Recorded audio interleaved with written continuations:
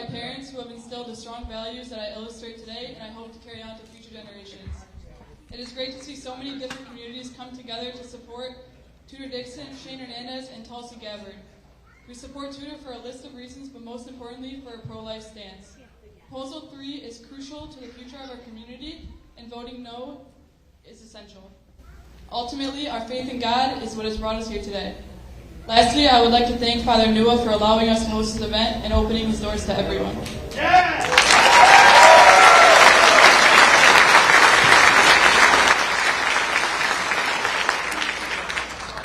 So you guys can see, obviously, the crowd that Tudor brings in. And it's very easy for her to do because, as everybody knows, the administration that we deal with today has not respected parental rights. So that's become an issue that's come on the forefront, and Tudor's been a huge leader and an advocate for that. So I'm on here representing the Chaldean community, but also as a parent.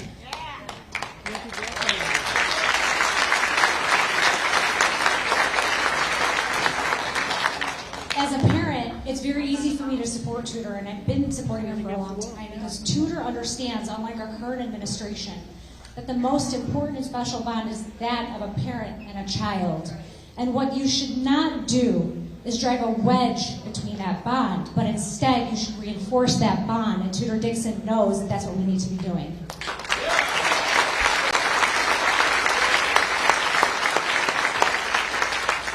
So we're super excited today. We're going to start with our invocation. Renee Den is going to lead us with that, along with Irina from the Albanian community, excuse me. So we'll go ahead and get started. Yes? Yeah. All right. Welcome.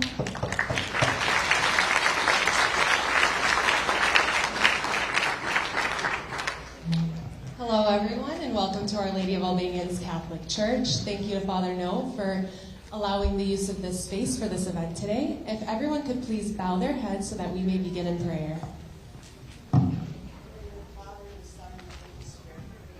Heavenly Father, we thank you for gathering us here today. We thank you for the gift of democracy and the freedoms we have been given.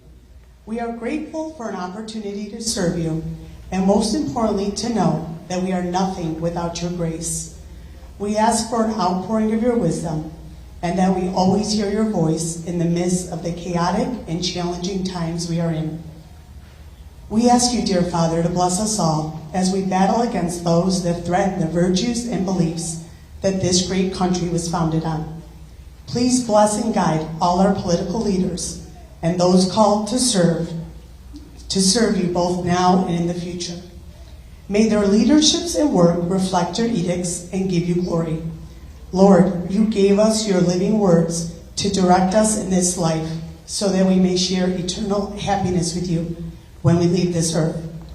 I ask that we open our hearts and silence our minds as we pray the prayer our Lord taught us. Our Father, who art in heaven, hallowed be thy name. Thy kingdom come, thy will be done, on earth as it is in heaven. Give us this day our daily bread, and forgive us our trespasses, as we forgive those who trespass against us. And lead us not into temptation, but deliver us from evil.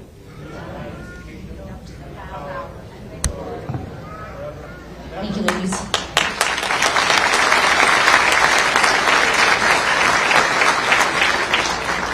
Okay, so before we start our program, we actually also have some special candidates that are joining us today. They're amongst you in the crowd. And the first is Mark Ambrose. He's running for U.S. Congress in the 11th District.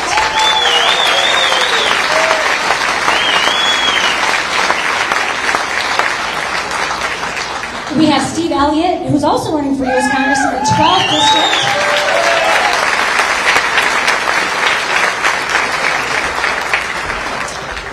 Corinne Kadirian, who's running for the State Senate.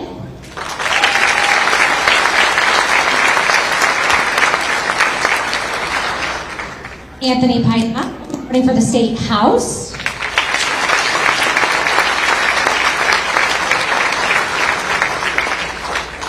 We have Mark Gunn, who's running for State House also.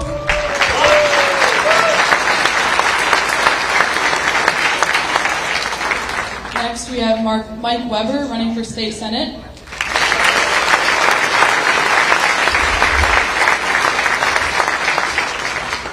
Jeff Simic, running for the OCC trustee.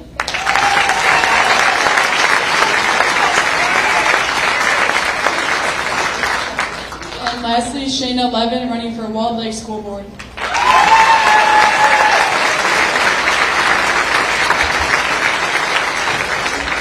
Amongst us, we also have a very special judge. That's Judge Michael Warren. He's also running for the Court of Appeals.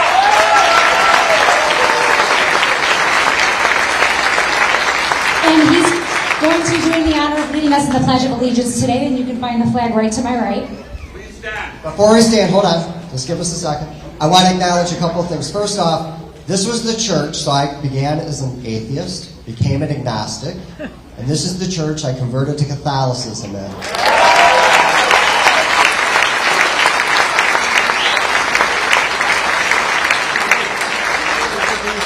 Before we do the pledge, we need to, sometimes it's an empty exercise.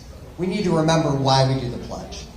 We hold these truths to be self-evident, that all men are created equal, that they're endowed by their Creator with certain unalienable rights, that among these are life, liberty, and the pursuit of happiness, and that to secure these rights, governments are instituted among men, deriving their just powers from the consent of the governed. That when any form of government becomes destructive to these ends, it is the right of the people to alter or abolish it, and to establish new government, laying its foundation such principles and organize its power such forms to them shall seem most likely to affect their safety and happiness. You can't applaud the Declaration of Independence.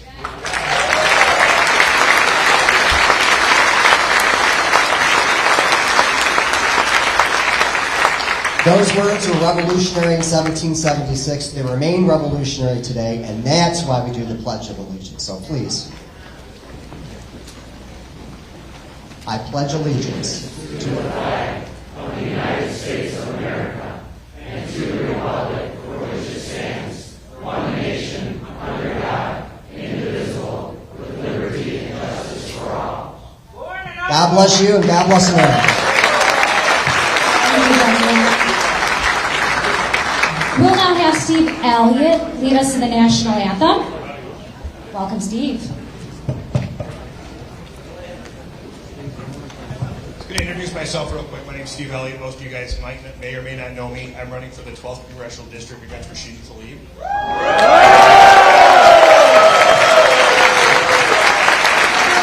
Everybody told us we shouldn't win this race, but everything about this race is what most candidates are running on right now. It's the crime, it's the inflation, it's gas prices, it's what's going on in the schools. And the candidate that I'm running against is at the tip of the spear leading that all in Washington. And when I get into Congress, I'm going to do everything I can to bring down gas prices, to protect the American family, and work on bringing parents and children back together and allowing parents to control what goes on in the schools and get this pedophilia out of there. So everybody needs to get out and vote, and let's get these people out of office. Oh, say, can you see by the dawn's early light what so proudly we hailed at the twilight's last gleaming, whose broad stripes and bright stars through the perilous fight o'er the ramparts we watched were so gallant.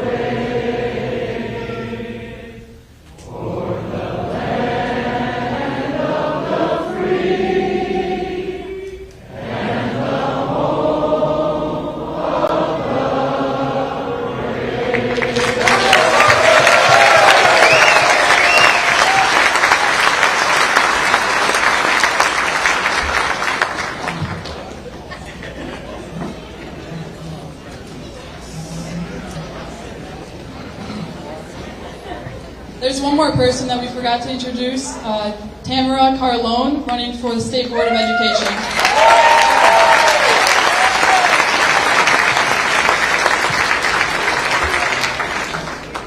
Tammy, do you want to stand up really quick? Oh, you did? Oh, okay, yeah, she's right there. I'm sorry. And I can vouch, if you guys want to see change in our schools across the whole state, you make sure you vote for Tammy on November 8th. And while we're talking about voting, also make sure proposals 1, 2, and 3 are all a quick vote no, all across the board. And if you live in Oakland County, they're trying to get you to vote yes on mass transit. It is unnecessary. Your taxes will skyrocket. Vote no.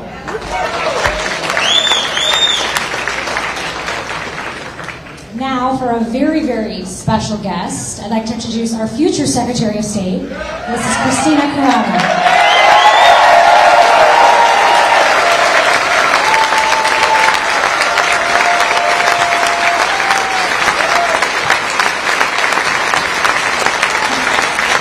Thank you. Hello, everyone. My name is Christina Karamo, your next Michigan Secretary of State. We're fighting for your voting rights, but right now I'm here to tell you we need to ensure that we get Tudor Dixon elected as our next governor. As Bob Duco pointed out, we're not just voting against Whitmer, we're voting for Tudor. These are 3 reasons among many we need to ensure that we get Tudor Dixon in as governor. Number 1, we'll have someone in the governor's mansion who actually knows that parents have rights over our children before government. That's number 1. Number 2, as a millennial, seeing many of my fellow generation leave the state of Michigan, which has not only created a brain drain in our state, but many people, as we know, are aging along without their children. Kids are growing up without their grandparents because they left the state of Michigan. We need a governor which will make Michigan attractive again and ensure that people stay in this state, grow old in this state, and make the state one of the best states in the nation.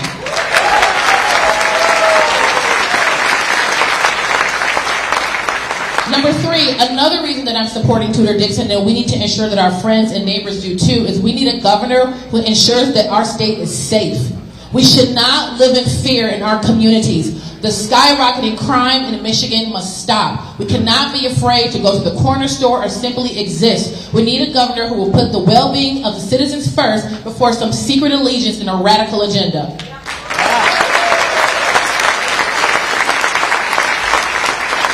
And she understands those things. Whitmer has destroyed the state of Michigan. She must be voted out so our children and grandchildren can live free. Thank you so much. And next, I'm introducing our next Lieutenant Governor, Shen Hernandez. Thank you.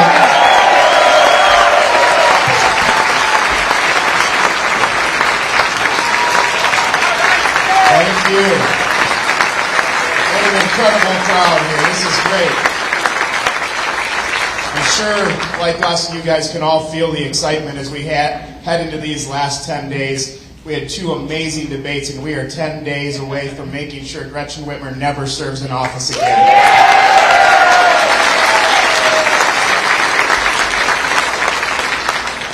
Now, I'm sure we've had some rah-rah speakers, but I'm actually going to give you guys homework tonight, because a red wave doesn't happen if every one of you doesn't go out and work for the next 10 days, if we don't make a red wave happen.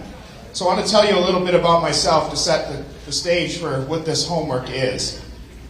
I'm born and raised in the Thumb in a small town called Croswell. It's a little farm town. My mom grew up a couple miles from there on a farm herself. My dad, whose grandparents came over from Mexico, moved to that area as a migrant worker. At the age of 8, he was picking cucumbers in the fields in Croswell. His family would go to Ohio to pick tomatoes. They would go to Texas to pick cotton. But Croswell was home to him. And he worked 26 years at the pickle factory in Croswell. They had the world's largest pickle factory at the time. I come from a blue-collar, hard-working family. One thing that came along with that, though, was this belief as a kid that I was a Democrat. We were a low-income family. We're a Latino family. My dad was a union worker. In fact, my dad was the union president for his factory. He used to tell me how he was going to help Jimmy Hoffa Jr. get elected, and he was really into it. He was super engaged. But we allowed ourselves to be put in those silos. And I will tell you, as a kid, I didn't actually really understand it. All I thought I knew was that Democrats were for the poor and Republicans were for the rich, and we sure as heck weren't rich. In fact, I'll tell you, I believed every Republican was a rich white person. I had no idea. I didn't understand it. Now, luckily, I have one older brother. He's 5 years older than me. Somewhere around the age of 18 or 19, my brother decided he was a Republican. And I want to be like my older brother, and I saw how angry it made my dad, so it was that much more fun just going along with it. But I didn't get it. I went through high school telling people I'm a Republican, but didn't completely understand it. As I went off to college at Lawrence Technological University, I studied architecture. I focused on, we got some blue devils here? All right. I focused on sustainability and green design of all things, at the height of Al Gore's relevancy, if he was ever relevant. And I learned real quick, you're a kid on a college campus telling people you're a conservative or you're a Republican, you better learn if you really are. You better learn to defend yourself. You better learn to debate. Because that's not a place for somebody to just say they're a Republican. You better understand it. Now, I didn't dig into what George Bush was doing as president or what Republicans in the state house were passing in the legislature. I looked at what are the core values of what it means to be a conservative.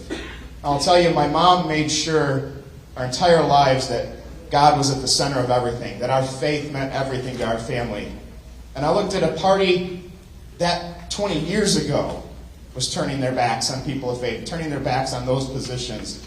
And I also thought about, what did my dad's family come here for? All they came here for was an opportunity to work and have a better life for the next generation. And well, a kid of 8 years old working in a field sounds like a terrible thing. My dad made sure, I always knew that he didn't want that for me. He wanted to make sure I had something better, but to never forget the values he learned in that field as a kid working with his family. And I looked at where I was. I was the first kid in my family at college at the time. And I think about it today, this is 62 years ago he started picking cucumbers in Croswell. And I have a master's degree. I've served in the legislature for 4 years. I chaired a $60 billion budget as the House Appropriations Chair. Since leaving the legislature, I've started 3 businesses. And I'm the nominee for Lieutenant Governor. I have lived the American dream. And that is what's at stake in this election.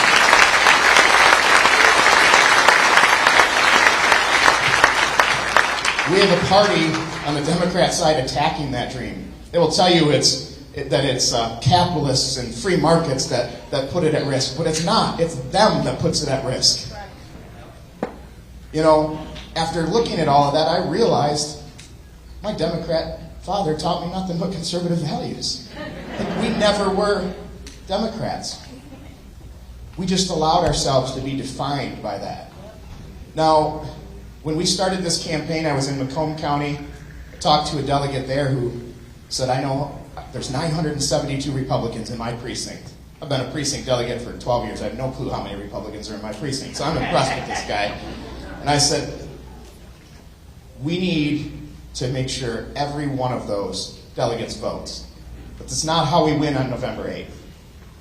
We win on November 8th by you going out and finding the 100 people in your precinct that are like my dad, that have been told their entire lives they're a Democrat. But look at these last 4 years. The kids got pushed out of school for a year and a half, not 3 months, Gretchen. A year and a half. They were forced out of school. Their business or their place of employment was closed, and they were left with nothing. 3,000 restaurants are never coming back.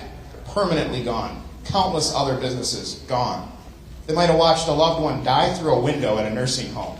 There were terrible things done to people. And we can fast forward to today, and these people, they can't afford their gas. They can't afford their groceries. They're not going to be able to afford to heat their homes this winter. We have a better opportunity than ever to go out and win people over like this. We have a Democrat Party that has turned their backs on the average hardworking family. This Democrat Party is coastal elitists. My brother and I, my dad's been voting Republican for 20 years now. He's a proud Republican today. My brother and I didn't win him over by arguing policy with him. We won him over by talking about core values, how the Republican Party provides a better opportunity for our families and our children. Tudor and I can go around the state and talk about our platform, but you can go to your family, your neighbors, people at work, people at church that are like my dad and reach them. You can tell them your personal story, because it's not like I believed when I was a kid. We're average people that all have a story about why we believe this party provides us the best opportunity. And if you guys go out there and you share those stories, you talk to those people for the next 10 days, I promise you we will kick Gretchen Whitmer out of office on November 8th.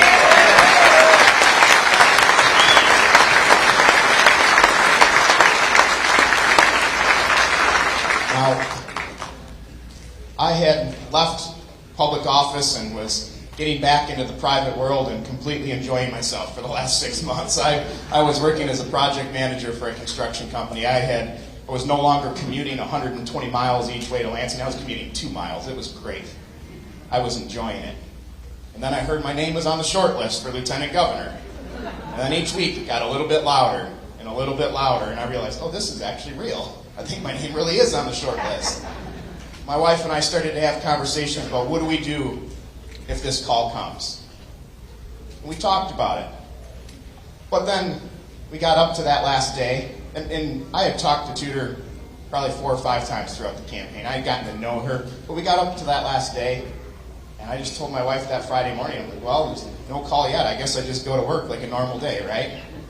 Like so many businesses around our state, our construction company struggles with finding people in skilled trades and finding employees. That day, the owner and I had our work boots on. We were in a basement installing columns for a house we were building. At about 10:30, I looked at my phone and realized I missed a call from Tudor Dixon. I probably should go call her back. And I did. And she asked me to join the team. And I told her, my wife and I have talked about this, but I need to go sit down with my wife face to face. You got to give me a couple hours. I'm not going to call her and make this final decision over the phone. So I hung up, called my wife, told her what I was coming home for. I drove the rest of the way home quietly by myself.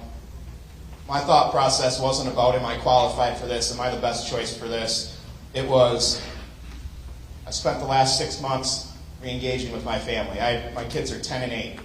I've missed a lot, given up a lot. To be in public office, to travel the state, I can't do this to them. So I get home, pull up at the end of the driveway. My wife is in the driveway, pulling 2 lawn chairs out of the back of our van, setting them in the driveway. This is when I realized she's not even going to let me in the house. We're going to talk about this right here, right now. And I will tell you, there are 2 people in my life that are never wrong. 1 is God, and 2 is my wife. I've learned that the hard way over 17 years of marriage, but she's always right. I fully expected her to agree with me. I sat down and told her what I was thinking. She had that look on her face I've seen many times before, that you're wrong look. She said, number 1, you're never getting this call again in your life. And number 2, you've been a county party chair, you've been a Tea Party chair, you've been in the legislature 4 years. You started a new activist group to get pastors and churches involved. We talk all the time about where this state's headed. Can you look at your kids and tell them you did everything in your power to change it? If you tell Tudor Dixon no. And here I am today, 10 days away.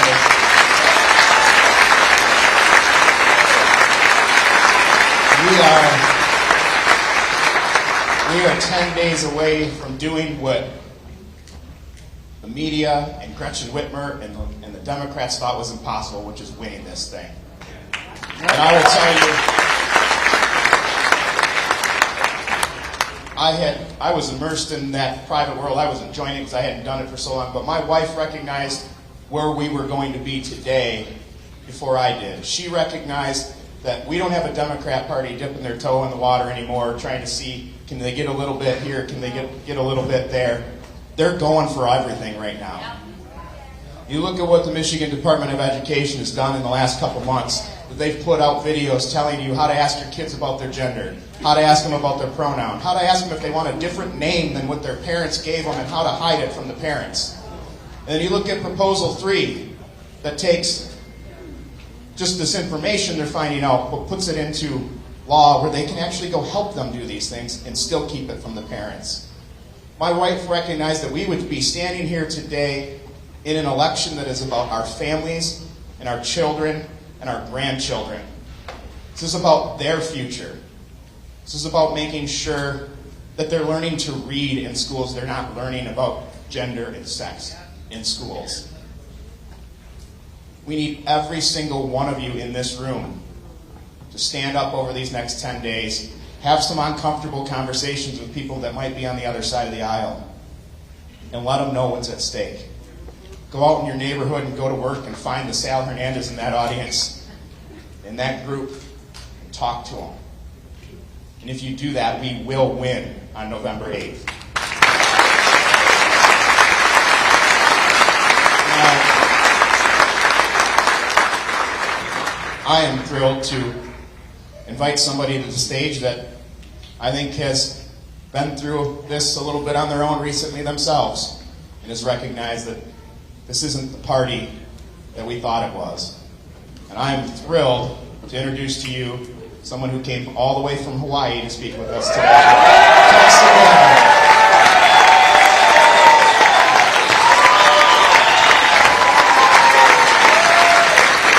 Aloha! Good to see everybody here. Wow, what a great crowd. Nice to see you all. Thanks for the great weather, by the way. I woke up early this morning and I went and looked at the weather app on my phone to see what the weather was like in Detroit. And I had stopped my breath for a second when it said 30. I know that's nothing for you guys, but in Hawaii, you know, when it drops below 68 degrees, we bust out the puffy jackets. It's so good to be here. Some of you might not know, but I have Michigan roots. My mom grew up in Grand Rapids. She graduated from East Grand Rapids High, went to University of Michigan. No? So it's great to be here. Mom and Dad are in Hawaii right now, but Mom called. She wished she could be here to join us because obviously she loves Michigan, but she understands how important this election is. And that's why I'm here. My mom grew up, my grandfather served during World War II, blue-collar, working-class family, and the values that she grew up with were the values that she instilled in us, 5 kids, growing up in Hawaii. Those values of faith, family, and freedom. When I spoke with Tudor Dixon on the phone a couple of weeks ago, and I was asking her about her race, learning more about her, where she comes from, and what's motivating her to do this thing. It's a big thing. And that was where we connected. It resonated so much in my heart that she and her family were sacrificing their lives and their time out of their concern for our kids and our future. There is so much at stake in this election. You know, Shane mentioned I made a little bit of news a couple of weeks ago. Did you hear it? Oh, okay, just checking.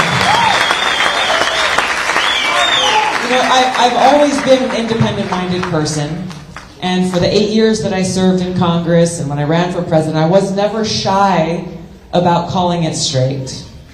If my party or my party's leaders were wrong in their decisions, I said so. And the same when there was a Republican leader in office, which I think is the testament of leadership, that we need leaders who put the well-being of the American people first.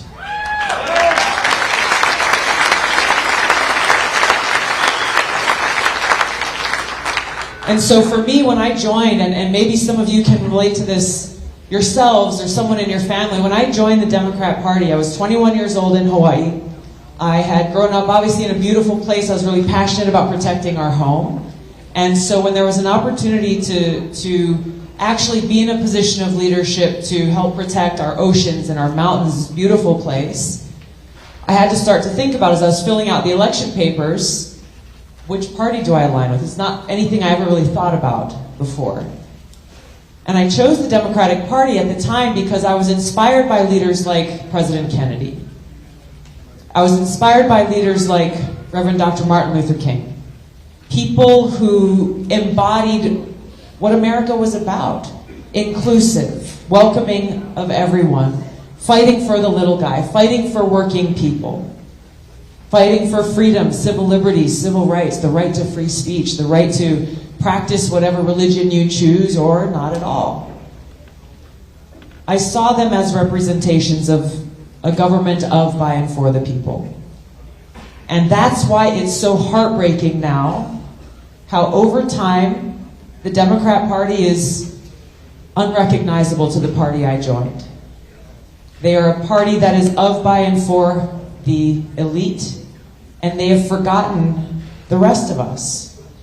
When you listen to the kinds of things that they're talking about on television, when you look at the kinds of policies and proposals that they're putting forward, I literally wonder, what fantasy world are you living in? When Vice President Kamala Harris says, hey, our borders are secure, even Chuck Todd from MSNBC was like, hold on a second. There are more people crossing our borders illegally now than we've ever seen before. How can you say the borders are secure? That's just one of many different examples, unfortunately, about how dismissive they are about the fact that our economy is suffering. Inflation is continuing to rise. The small amount of money that people are making working 1 or 2 jobs is worth less and less every day, and it's supposed to get worse, not better, if we continue down this track. And to have these people who claim to fight for the most vulnerable, who claim to be the most compassionate, to fight for the weakest among us, to turn their targets on our kids is the most egregious offense.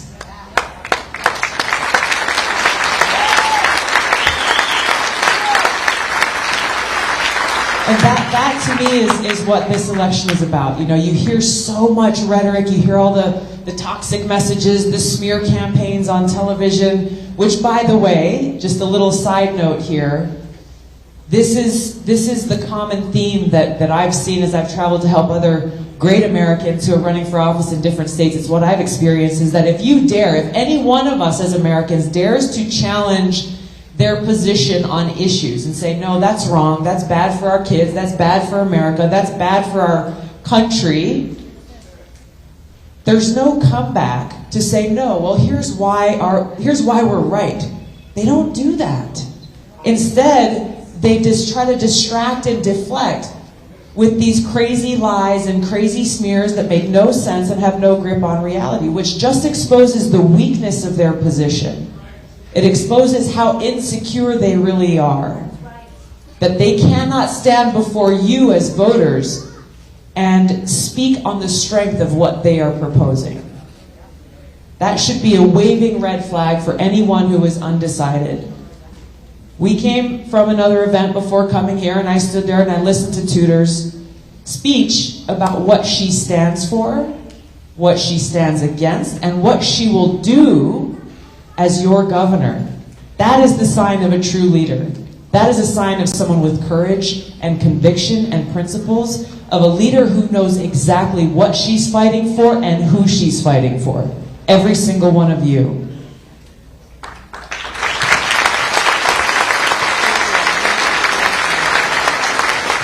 And that's where I wanna just encourage all of you, in the same way that I'm really happy to be here and I'm excited to be here, is because I know what's at stake.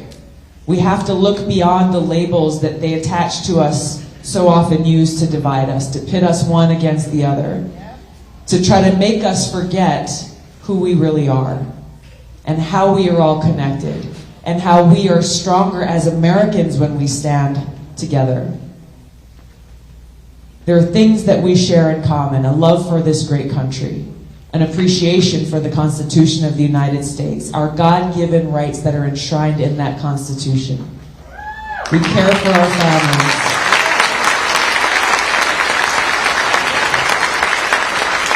And we want our kids to be able to grow up in a safe place. and to live their great potential and celebrate these freedoms that we love and appreciate so much.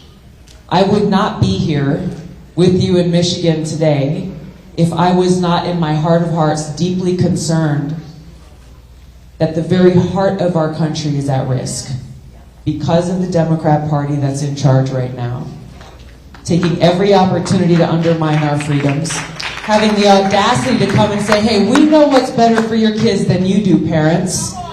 Help. How dare they? Every person in this country should find that as deeply offensive as it actually is. So as we go forward in these next 10 days, that's my request of every one of you. All of you in the back, I want to make sure you don't get left behind. My request to every one of you, don't underestimate the power that's in your hands. It's so easy for every one of us to feel a little helpless sometimes when you see the barrage of noise and everything that's going on news and the media working with the political parties in power. What can one of us actually do? Don't underestimate the power that each of you has, because every one of you has people in your life who trust you, who respect you, who care about what you think and how you feel. Regardless of political party or maybe differences you might have on other things, think about those people in your life who over the next 10 days you can connect with, you can talk to, you can look in their eyes and tell you why you care so much about this election, why you're supporting Tudor Dixon for governor, and what the alternative is if we stay home. There is nothing short of the future for our kids and our freedom and what defines us in this country at stake in this election. I don't say those words lightly. Our founders had this beautiful vision for this country and very carefully chose those first 3 words of the Declaration. We the people. We the people. Not them, those other people.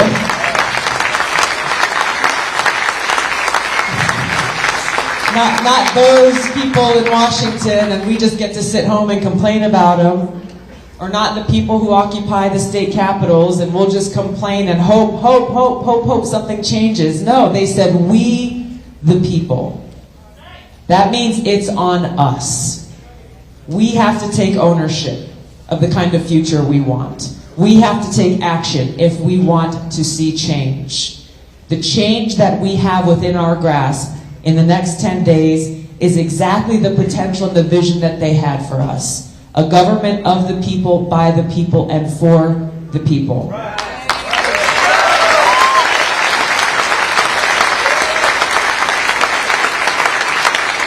And now I know that you have looked into her eyes as she's traveled all across your state over the last year. I know you have heard her speak from her heart as she's thinking about her 4 little girls growing up and what kind of future she's fighting for them.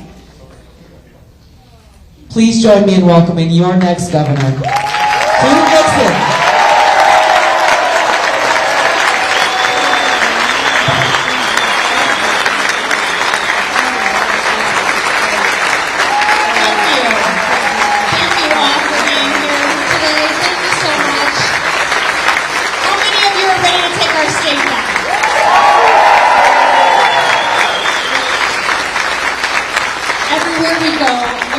Get bigger, and it just makes me believe that this is really going to happen. We are going to take our state back.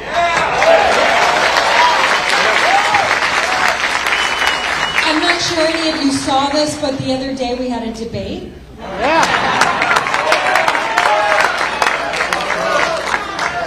So in case you thought things were one way over the last 4 years, your kids were only out of school for 3 months.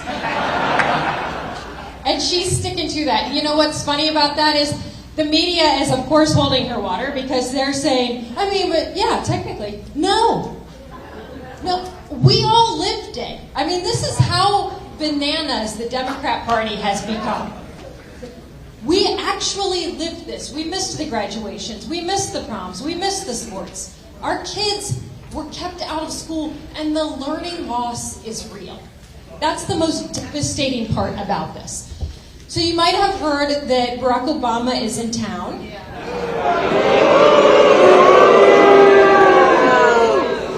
I watched a little bit of that before I came here, and Garland Gilchrist came out, and he said that education is something that they need to take a look at, and that starts with taking care of the adults.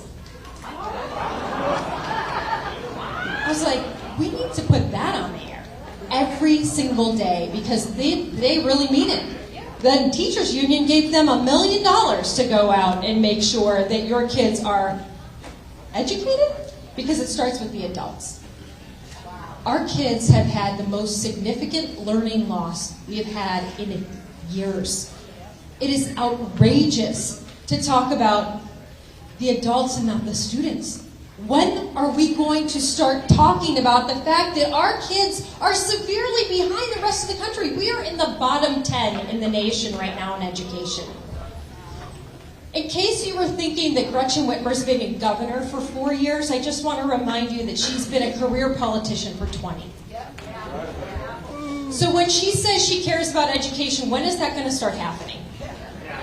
I mean, I'm really curious. And it's interesting to me because people are like, well, what are you going to do about it? I always say the same thing. We need to start with reading. Reading is so key.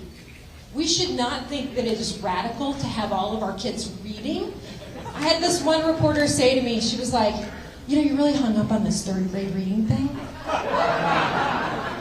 And I'm like, uh-huh. And she goes, I mean, don't you just think there's some 3rd graders that aren't going to read? And I was like, which ones do you think are okay with us not teaching reading? She was really quiet about it. Like, you know, I don't have a lot of parents that come up to me and they're like, you're really hung up on this reading thing. We're not doing that in our house. We're not into the reading. That I just don't get.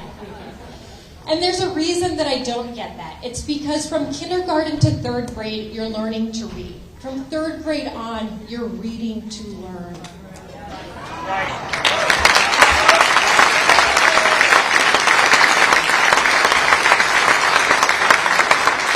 So if you miss that crucial step, which sadly in Michigan, so many of our kids are missing that crucial step, we are robbing you of your education. And ultimately, you can predict your prison populations by your literacy rate.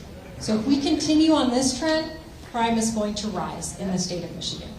But over and above that, why is it okay to rob anyone of their education? And how can you possibly say, we're going to continue to think about the adults in this situation? Shame on them. Shame on them that they don't think about the students. They say, she's talking about funding students and not systems. Yes, I am.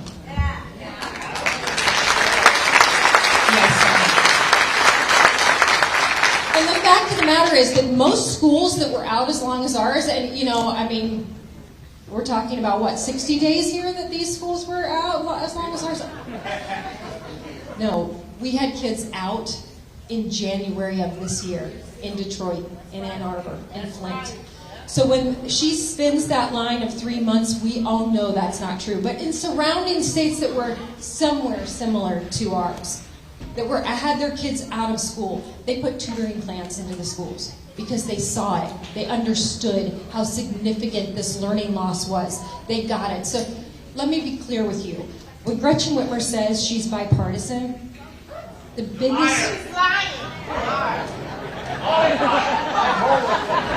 I guess you know that. One of the #1 opportunities she had to be bipartisan, and to me it was one of the most important things she could have done, was that the legislature went to her with $155 million for reading scholarships, and she vetoed that. In the midst of the biggest crisis our kids would ever see in their lives, that we would ever see in our lives, she took that away from them. And you know what? One of her former staffers says, smells too much like vouchers to me. You know what that means? They don't want the parents to have control. In fact, it's pretty clear that Gretchen Whitmer doesn't want the parents to have control. She's made that pretty clear. Do you remember when they posted on Facebook that thing from the Michigan Democratic Party saying, why should parents actually be involved in their child's education? And people were like, it's a law. And you're like, oh crap, take that post out. Yeah, so that's pretty clear that that's how they truly feel. Because I asked her in the debate several times, parents are concerned about not having access to their child's education and having this radical woke stuff in their schools. Yep. And she didn't want to comment on that, except I will note that she made one point. At one point she turned to me and she said she thinks books are more dangerous than guns. And I want to remind you that we've seen some pretty terrifying school shootings. And it's a horrible situation. Michigan had been a state that really hadn't experienced this, but we did, while Gretchen Whitmer was governor. And what has she done about it? So the nerve of even bringing that up, because I remember after Oxford happened, she came out and said we should have a discussion. A discussion? And then I see her standing on that stage next to me saying she would put armed guards in our schools. Right. Yeah. Because the last time I checked, the state police aren't blowing bubbles at people that get near Gretchen Whitmer. She's got armed guards. Why is everything that's good for her not good for us? No.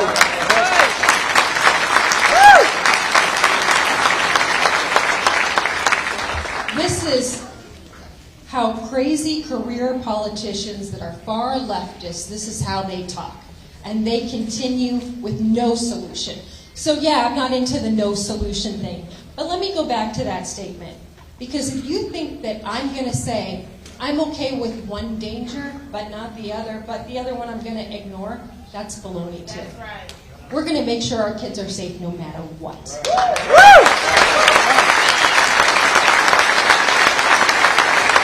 And so yes, when I find a book in our school that is written in childlike language, explaining how to have sex to children, I think it's dangerous. And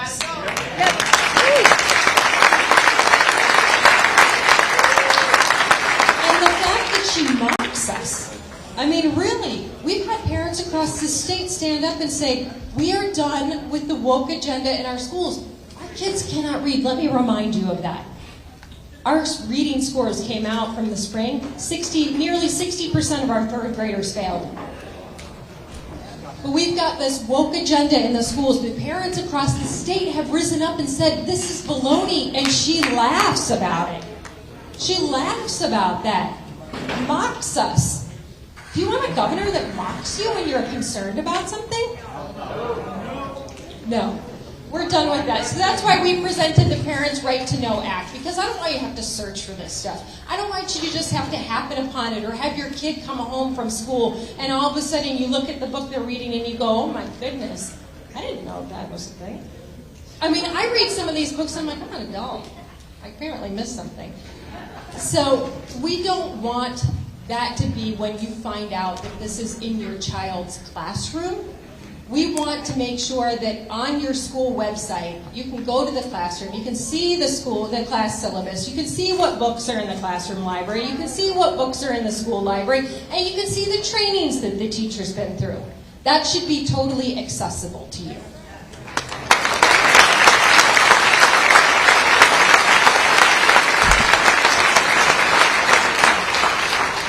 We've found that sunlight is the best disinfectant, and sometimes our schools need to be disinfected. Yep. So we're going to get our kids back on track. We're going to make sure that parents' rights matter. Parents are involved in schools, but we're also going to make sure that this state is safe. We've got a population problem. You probably noticed that we lost a congressional seat. We've got people leaving Michigan. We don't want to be one of those states where people are running from us. But when you look at the education system and you say that it's low, the scores are low, and then you look at public safety and you say we're still scoring low on public safety, then people don't want to move here. So we've got to make sure that we come around our law enforcement officers and support them.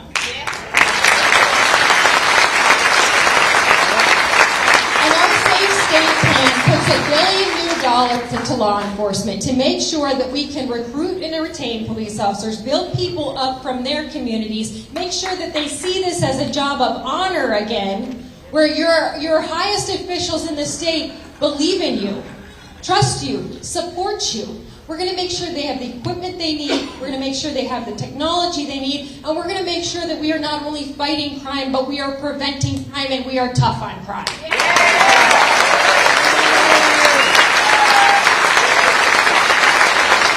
That was another thing you might have heard during the debate. We were talking about the opioid crisis, or at least they were asking us about the opioid crisis. We heard her answer, and at first I'm like, she didn't hear the question.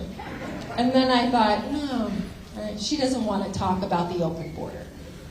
Because let's face it, we have a lot of drugs coming into the state of Michigan, and they're crossing that border every single day. And Gretchen Whitmer is riding with Biden. She's the one that said that. She's riding with Biden, and you all have a seat. How do you like that seat?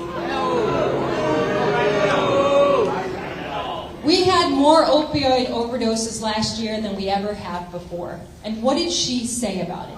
Nothing. Nothing. We went to the Oakland Crime Lab a few weeks ago, and the girl that was in the narcotics section of the crime lab, she pulls out these 2 bricks of cocaine, and I'm like, where did you get those? She said, we got them right down the street, and that's what I'll be testing today. And she said, and then later I have to test this. And this was that big, fentanyl. I said, how many people could that kill? And she said, this could kill millions. Where did you get that, Pontiac? This is coming into Michigan every single day directly because of the policies of this administration that, let me remind you, Gretchen Whitmer was definitely trying to become the vice president.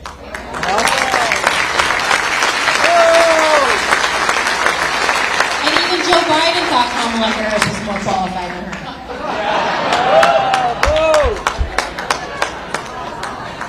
You know, most people are like avoiding Joe Biden like the plague. You know, Democrats are like, no, you don't have to come here. And then, did you hear the reporter the other day was like, all of these Democrats are backing off of you. And he was like, 16 blah, blah, blah, 48 blah, blah, blah. And you know, like, nobody knew what that meant. But Gretchen Whitmer is not avoiding him. She had him here. Do you remember they were holding hands? Holding hands at the auto show. We're like, yep, I know that. So they hold hands walking through the auto show. Meanwhile, we're losing auto jobs every day. It's like dancing on the grave. And the media comes out and they're like, oh, it was so sweet. Joe Biden came to Michigan and Joe Biden and Gretchen Whitmer were holding hands. It's like America's grandfather. I'm like, I wonder what the headline would be if it were Tudor Dixon and Donald Trump holding hands.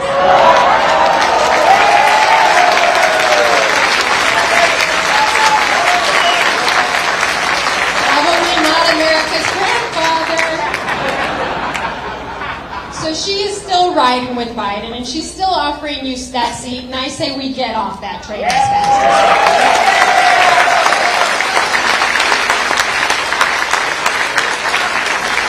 You know what's funny about the silly Democrats? They're like, man, we're running against this woman. What can we do to make sure everybody hates this woman? We got to think about this. I come out of the primary, and they're like, how could you possibly run against Gretchen Whitmer? You've never been a politician. No one knows your name. You'll never have the name ID that Gretchen Whitmer has. And I'm like, you know what? Everybody in this state is going to know my name, and Gretchen Whitmer's going to pay for it.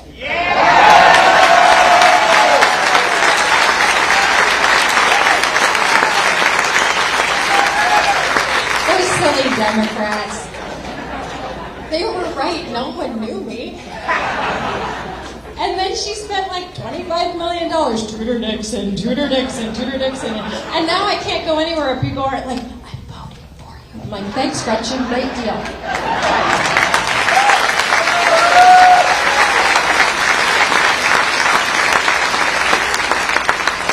Those silly Democrats.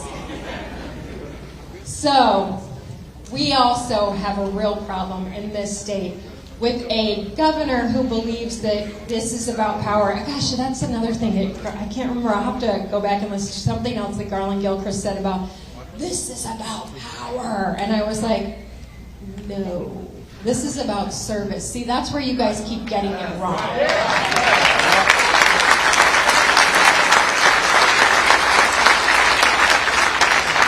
This is my job interview with you so that you can decide if I will serve you well. This is not about power.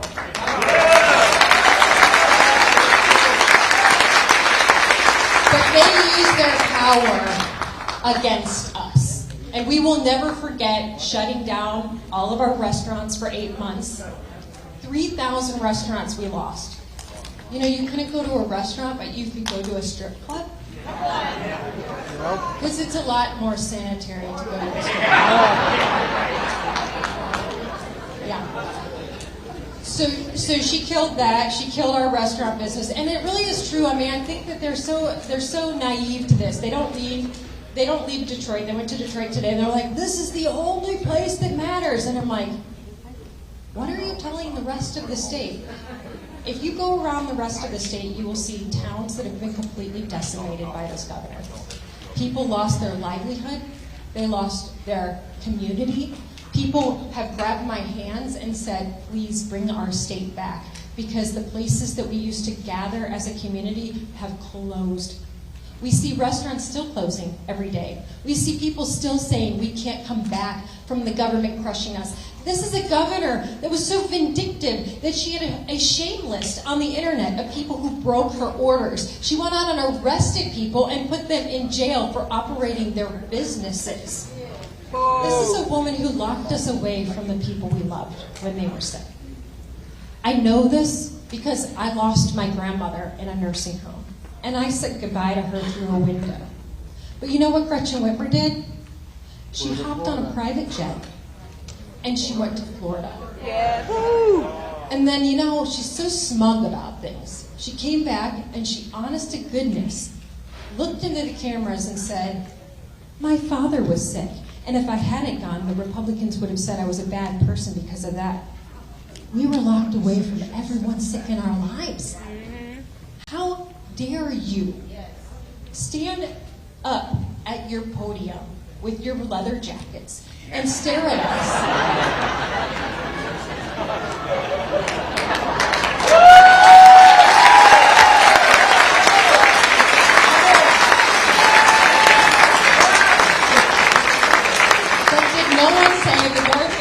Probably not a good one for the day you're shutting down the state.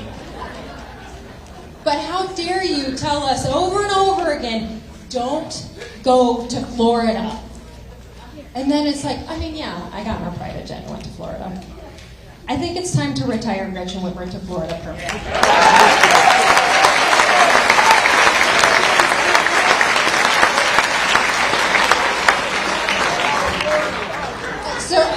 That's so funny.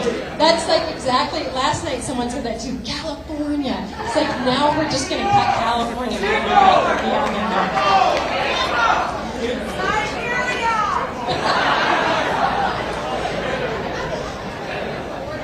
Regardless, I think it's time for her to retire. We don't need career politicians anymore. We need to make sure that we can actually operate our businesses. And how about we make it a little easier to have the American dream here in Michigan and reduce regulations by 40%. And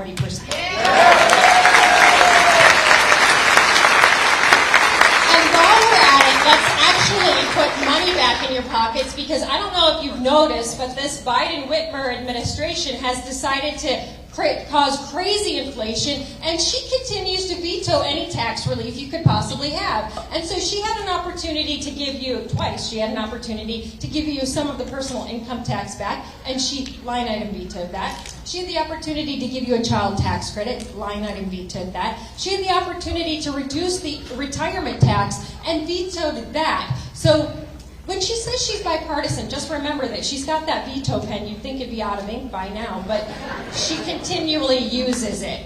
And the funny thing is, at the debate when they said, well, why did you veto all of those? She's like, you know, it wouldn't have happened until spring of 23. And I'm like, literally months away. I mean, you mean when we're in the midst of a total recession? That would have been nice. What? Who gives her the right to cut these things that have been given to us by the legislature that is so crucial to get money back in the pockets of the Michigan people?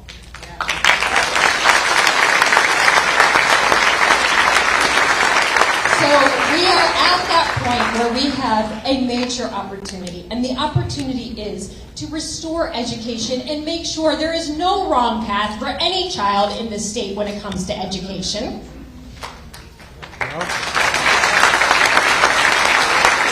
We want to make sure that we support our law enforcement and have safe cities where our kids can go outside and ride their bikes. And we want to bring back the American dream so that anyone can start their business, build up their community, and put money back in the pockets of the Michigan people. We are 10 days away from change. We need you to share this message with all of your friends to make sure that we don't have to sit through another 4 years of being told that what we see, what we feel, what is happening to us is not real. We are done with the gaslighting Democrats.